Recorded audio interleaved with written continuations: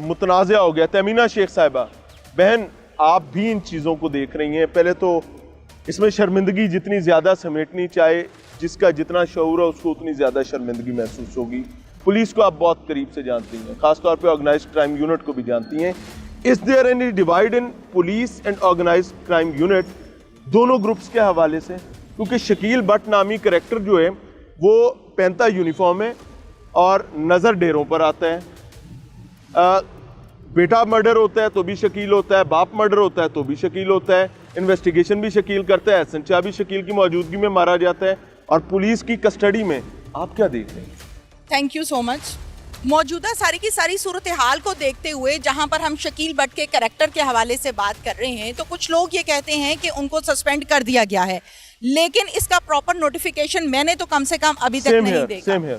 सलमान ने बहुत खूबसूरत बात की कि जो सूरत हाल है, जो हमजा ने एक स्टेटमेंट दी है, इस हवाले से हम बात कर लें या उन सेल्फीज के हवाले से हम बात कर लें जो नॉर्मल रूटीन में फैमिली रिलेशंस में एक दूसरे के डेरे पर आते जाते हुए बेशुमार सेल्फीज हैं जिसमें शकील भट्ट नजर आ रहे हैं जिन्होंने शलवार कमीज पहनी हुई है। पुलिस मुकाबला होता है तो हमें शकील भट्ट की खबर आती है, डेरे पर जाने की बात आती है तो हमें शकील भट्ट नजर आता है, ऑडियो लीक होती है तो शकील भट्ट का जिक्र लाजमी आता है, और शकील भट्ट के हवाले से इस टाइम ये भी कहा जा रहा है कि उसको सस्पेंड कर दिया गया है। मैं नहीं ये समझती कि सारे का सारा डिसीजन जो लिया जाता है वो सिर्फ शकील भट्ट ने लिया है। डेफिनेटली पूरे का पूरा इंस्पेक्टर, जी बिल्कुल सब इंस्पेक्टर, और अब CIA में सर्व कर रहे हैं। मुझे ऐसा लगता है कि ये सारे के सारे जो डिसीजन लिए जाते हैं ये डेफिनेटली किसी एक ऑफिसर और एक बड़े हायर रैंक पर लिए जाते हैं, उसके बाद नीचे वालों से काम ले लिया जाता है। हमजा ने एक बड़ा जबरदस्त स्टेटमेंट दी है, एक बड़ी जबरदस्त बात की है कल उसने एक मीडिया हाउस से बात करते हुए कि मेरे वालिद साहब का कत्लो गारत, अंडरवर्ल्ड और इस किस्म के मामलात में, गैंग वॉर में किसी किस्म का कोई किरदार नहीं है।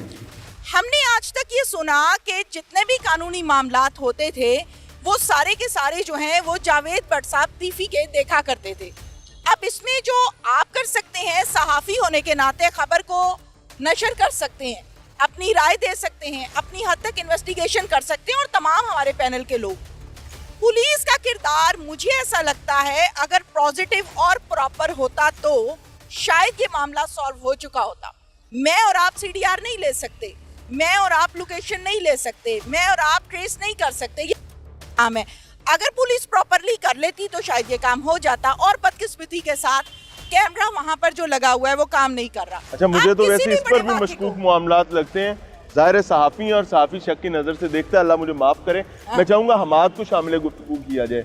हमाद साहब, पुलिस की आप नब्ज़ को जानते हैं और आपको पता होता है कि इनकी नब्ज़ इस टाइम क्या रही है और कर क्या रही है, इस पर अल्लाह का ये करम है। समझना ये चाह रहा हूँ कि CCPO लाहौर जो हैं वो इस हीट को महसूस कर रहे हैं कि ये क्या चल रहा है और किधर चीज़ें जा रही हैं, या इसको एक रूटीन के मामले पर देखा जा रहा है कि एपिसोड 1 हुई, 2 हुई और अब 3 हो गई, 4 पता नहीं हो के ना हो, अल्लाह ना करे कभी। पुलिस क्या देख रही है? CCPO लाहौर की अगर बात कर ली जाए तो उन्होंने अभी एक रिसेंटली दरबार लगाना शुरू कर दिया है, ख़ासतौर पर सिर्फ कत्ल के इश्तिहारी मुजरमान के हवाले से।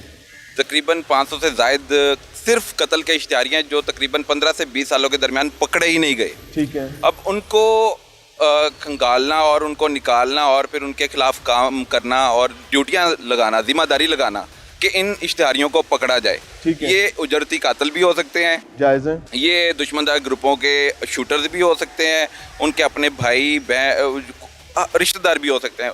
आपको पता है कि जब दुश्मनदार ग्रुप होते हैं तो हर बंदा कहीं ना कहीं उनको सपोर्ट कर रहा होता है, माली तौर पर कर रहा होता है, या उसको फैसिलिटेट किया जाता है असली के तौर पे। वो तैयार हो रहे होते हैं, उन्हें पता है कि हमने दुश्मनदार ग्रुप में जन्म लिया है तो अब इसका अंजाम भी हमें भुगतना पड़ सकता है या हमें बदला लेना पड़ सकता है। तो ये जो दुश्मनदार ग्रुपों में लड़ाई है, इसका नुकसान जैसा कि आपने भी कहा, अर्चन सारी साहब ने भी कहा, कुरैशी साहब ने भी कहा कि ये अब रिश्तेदारों को नुकसान उठाना पड़ता है, और इस केस में भी वही हो रहा है। दुश्मनियाँ किसी और की हैं लेकिन मासूम लोग मारे जा रहे हैं, जाने तो जा रही हैं। हमाद, क्या पुलिस को इस चीज का इदराक है कि पुलिस के जवानों का इंटरनल रोल भी हो सकता है, और है भी, नजर भी आ रहा है, सबको नजर आ रहा है कि OCU का एक सब इंस्पेक्टर इतना बड़ा डिसीजन नहीं ले सकता। इसकी इंक्वायरी बैठनी चाहिए। JIT जैसे कि जावेद भट्ट कत्ल केस में बना दी गई है, इसको भी शामिल तफ्तीश किया जाना चाहिए।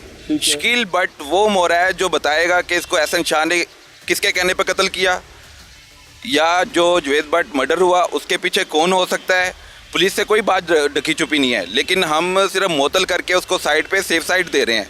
उसको बल्कि JIT का हिस्सा बनाना चाहिए, उसको शामिल तफ्तीश किया जाना चाहिए और उससे पता करना चाहिए कि असल शूटर्स कहाँ से आए, किसने भेजे, किसने मनसूबाबंदी बनाई। अली हमजा साहब हमारे साथ मौजूद हैं। अली, आप गए भी, स्पॉट भी आपने विजिट किए और आप इनके तमाम स्टेक होल्डर्स के साथ राब्ते में भी रहे। आपने ट्रकावाला फैमिली को भी कवर किया, आपने एहसन शाह की फैमिली को भी कवर किया, फिर आपने जो जावेद भट्ट साहब की फैमिली है उनको भी कवर किया। क्या फैमिलीज इन दुश्मनियों से निकलना भी चाहती हैं या फिर वो ज़हनी तौर पर मान चुकी हैं कि बोझ हमारे कंधों पर है और अब इसको हमने लेकर चलना है? अच्छा, देखा जाए तो इसमें जो ख़ानदानी दुश्मनी थी वो तो दो ख़ानदानों के दरमियान ही चल रही थी ना, एक ट्रका वाली और दूसरी ये जो भट्ट फैमिली थी।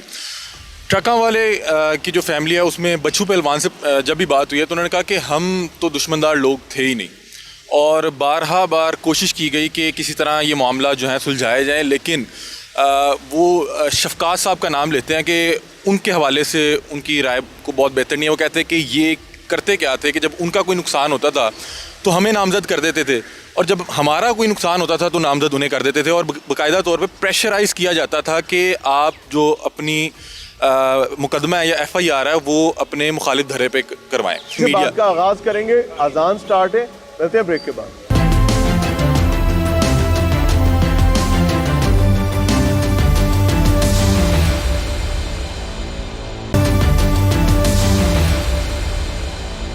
नाज़रीन, प्रोग्राम में एक बार फिर से खुशामदीद। एक ग्रैंड डिबेट जो है उसको जनरेट करने की कोशिश कर रहे हैं और मामला जो है तख्ते लाहौर के गिर्द घूमता ये दुश्मनियों का तूफान और पुलिस के साथ साथ जिम्मेदारान की एक अजीबो गरीब सी खामोशी, और बल्कि कभी कभी मुझे तो गुमान होता है ये खामोशी से ज़्यादा मुस्कुराहट भी है।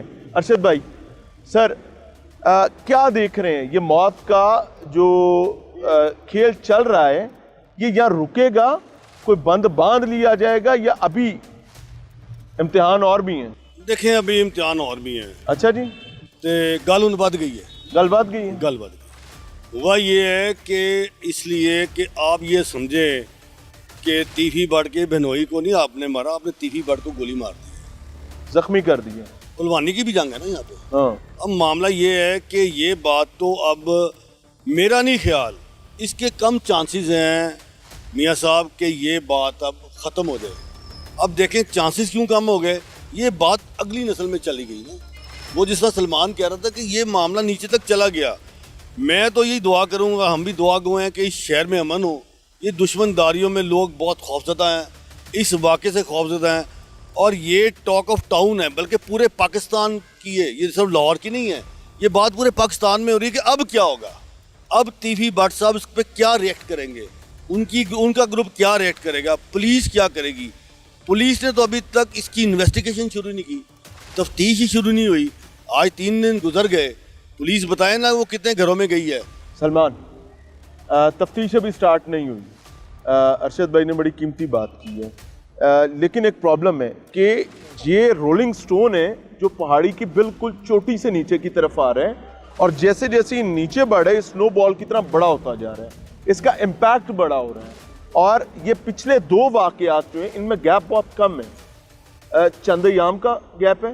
तो अगर अभी इन्वेस्टिगेशन प्रॉपर शुरू नहीं हुई और वो लोग तीनों केसेस में दंदनाते फिर रहे हैं बाहर, और खुदा ना खास्ता हमारे होश पकड़ते तक कोई चौथा वाक़या हो जाता है, मेरे मुंह में खाक, अल्लाह करे ऐसा कभी ना हो, देन व्हाट?